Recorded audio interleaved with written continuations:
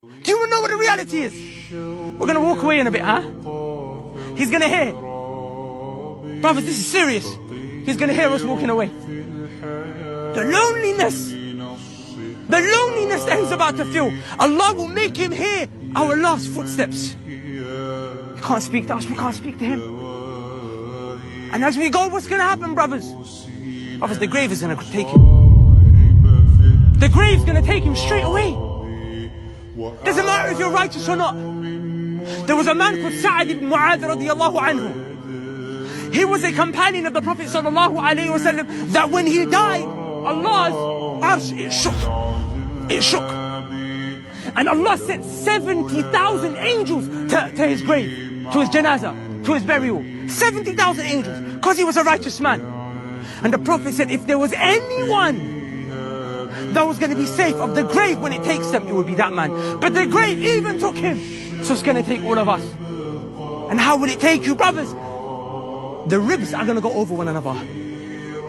Your body's going to squeeze so tight. One of the narrations mentions that your brain, your heart, your organs are going to ooze and spill out of your nostrils as it squeezes in. Brothers, that's real. That's what's about to happen. Wallahi, brothers, a minute or two it's going to be you and me. A minute or two it's going to be you and me. And then what happens after that? The angels are going to come grab, pick the guy up, get up. And these angels don't come to play. You could be what? The most righteous sheikh. These angels, they're serious. They've got one job. They come to ask you 3 questions. Who is your Lord? Can you answer that question if you didn't worship, if you live as a slave? A Lord, Master, Rabb, Allah, right? But unless you were a slave, can you answer that? If that was the case, then we could find a couple of Christians right now, quickly tell them the answer to the questions where they get buried, then they can answer. It doesn't work like that. You won't be allowed to say it. You won't be able to say it unless you lived as a slave to your Lord. When it asks you, Man Rabbuk, who is your Lord? You will not be able to answer. Your Lord is the penny and the pound. The Prophet said, Abdul dinar, dirham, the slave of the coins. Some of us are slaves of money, that's what it is. Some of us are slaves to women. Some slave to our desires. Ask yourself, brothers, who is your Lord? And if it's not Allah, make it Allah. Second question, what is your religion?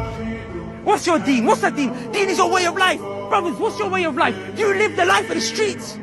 Is that your code? Is that your life? Is that your code of conduct? Is that your lifestyle? The ends, the roads? Because the roads in Islam are 2 different things. And you can't answer that my religion was Islam, my deen was Islam. You can't. Unless you live as a Muslim today. Submission. And we submit to the roads. We submit to what? Our nafs, our desires. That's our religion, brothers.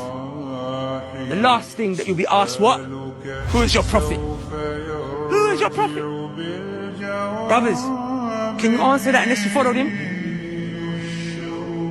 Brothers, wallahi, I should be able to look. Listen, these are not small things, wallahi. Because what's on the outer reflects what's on the inner. What's on the outer reflects what's on the inner. The heart and the body are connected like that. I should be able to look at your faces. Allahumma barik, your beautiful faces. Probably more righteous than me. But I should be able to see from your faces, brothers, that you love the messenger. Brothers, where are your beards? Where is your garments? Trousers above the ankles. Why are we dressing like the kuffar? Do we love the kuffar more than the Prophet? Because what's in your heart will be on your body. Can you dress like someone who insults your mom or dad? Can you speak like that person? Can you be like a guy who's constantly insulting your mom and dad? No? Because you hate him. And that means that acting and imitating someone is a sign of love.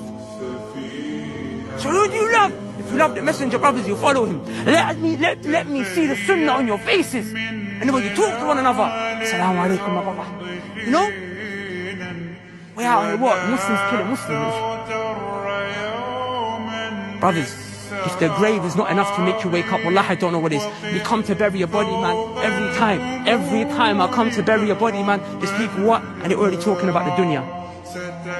Bro, there's people laughing and we're burying bodies out here, man. We ain't even burying granddads and grandmas. We're burying young brothers. And we're out here laughing. How are you laughing at this moment in time? What's happening to your hearts? We're burying people. And we're laughing.